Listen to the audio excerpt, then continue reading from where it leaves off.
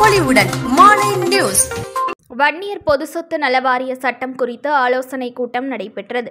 வன்னியகுல சத்திரிய மகா சங்கம் சென்னை அலுவலகத்தில் நடைபெற்றது.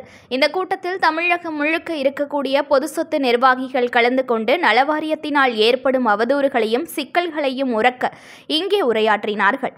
இக்கூட்டத்தில் கலந்து கொண்டவர்கள் தலைமை A.K. பிரபுநாயக்கர் பல்லவர் சேனை நிறுவன தலைவர் வரவேற்புரை சி. ராஜேந்திரன் அவர்கள் சிறப்புரையாற்றினார்.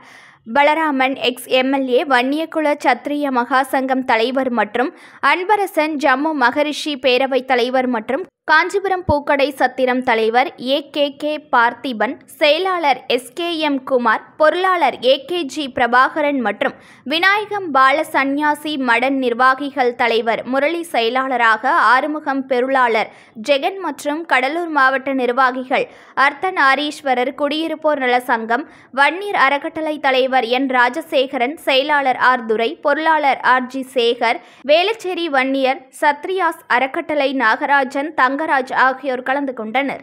புத்தம் புது பொலிவுடன் மாலை நியூஸ்.